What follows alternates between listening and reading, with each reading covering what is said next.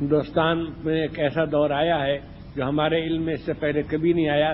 دور اکبری کو کسی قدر مشابہت ہے، لیکن دور اکبری بھی اس درجے میں خطرناک نہیں تھا جتنا یہ دور ہے جو اب چل رہا ہے. وہ یہ کہ اس وقت اکثریت نے یہ طے کر لیا ہے کہ اس ملک کو اسپین بنا کر رہیں گے وہ، یعنی اس میں مسلمان رہیں گے لیکن اپنے تمام ملی تشخصات کو چھوڑ کر. وہ یعنی ابھی زبان پر یہ بات نہیں آئی، لیکن ہمیں معلوم ہے، ہمیں ایسے لوگوں سے ملنا ہوتا ہے کہ اذانیں بھی زور سے نہ ہوں. لاؤڈ اسپیکر تو خیر الگ چیز ہے، وہ کوئی مصنون چیز نہیں. اذانیں بھی زور سے نہ ہوں.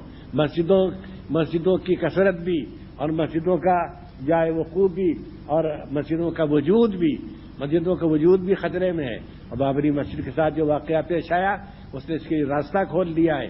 اور وہ ہندو صاف ہندو اخبار نویس اور کالم نگار اور ان کے ذرا سوچنے سمجھنے والے انگریزی اخباروں میں جو مضامین نکل رہے ہیں اور ہندی اخباروں میں، ان میں صاف یہ ہے کہ یہاں مسلمانوں کو بالکل ہندو بن کر رہنا ہوگا، ہندوستانی بن کر رہنا ہوگا. یہاں مسلمان بن کر رہنے کی گنجائش اب نہیں ہوگی.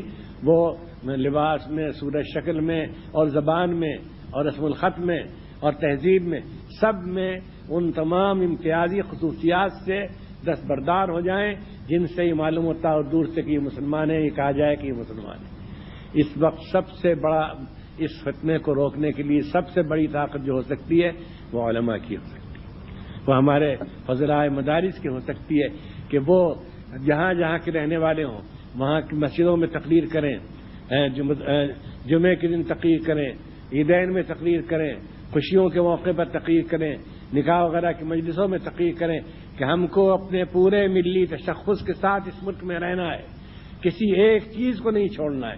ہم اس کے لیے بھی تیار نہیں کہ ہمارا پائچہ ٹخنے سے نیچے ہو. ہم اس کے لیے تیار نہیں کہ ہم اپنی داڑھی کو ایسا کر لیں کہ وہ سمجھا جائے کہ بس میں اتفاقاً کچھ بال اگائے ہیں. نہیں، کچھ نہیں. ہم بالکل شریعت پر عمل کریں گے اور شریعت کے ساتھ رہیں گے اور ہمارا نظام تعلیم وہی رہے گا. ہم اپنے بچوں کو توحید کی تعلیم دیں گے، دینیات پڑھائیں گے، اردو سے واقف بنائیں گے، اردو رسم الخط کو زندہ رکھیں گے. یہ سب سے بڑی ذمہ داری آپ پر عائد ہوتی ہے اور آپ ہی سب سے بہتر طریقے پر اس ذمہ داری کو ادا کر سکتے ہیں. اس لیے یہ بات بھی سن لیجئے اور دل پر لکھ لیجئے کہ اس وقت کا سب سے بڑا فتنہ جو ہے وہ ہے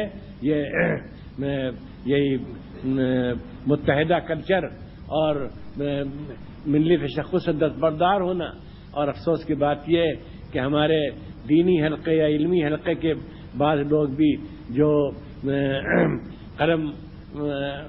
قلم کا استعمال جانتے ہیں اور زبان سے بھی علمی زبان بات کر سکتے ہیں، وہ بھی اس کی دعوت دینے لگے ہیں کہ مسلمانوں کو کسی بات پہ اصرار نہیں کرنا چاہیے.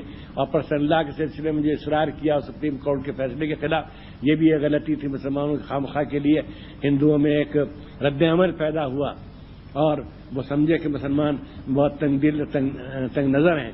نہیں، صاف کہتے ہیں ہم یہاں اپنی پوری خصوصیات کے ساتھ رہیں گے اور اس کے ساتھ ہم امید رکھتے ہیں کہ اللہ تعالی ہم کو اس ملک کی قیادت نصیب فرمائے گا.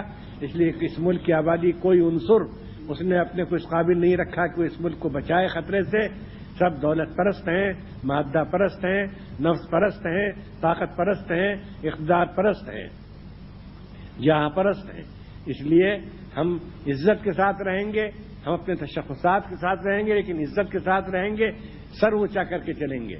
ہماری نگاہیں شرم سے جھکی ہوئی نہیں ہوں گی، بلکہ ہماری نگاہیں بلند ہوں گی اور ہم سمجھیں گے کہ ہم جو کچھ کر رہے ہیں وہ صحیح ہے اور ہندوستان کا دستور اس کی اجازت دیتا ہے اور ہندوستان اسی حالت میں رہ سکتا ہے یہاں صحیح سلامت اور مامون و محفوظ اور خوشحالی اور خوشحال کہ جب اس میں ایک دوسرے کو اس کی آزادی دی جائے کہ وہ اپنے مذہب پر عمل کرے، مذہبی شاعر کا مظاہرہ کر سکے اور ان کو قائم رکھے اور اپنے ملی تشخص کو برقرار رکھے. بس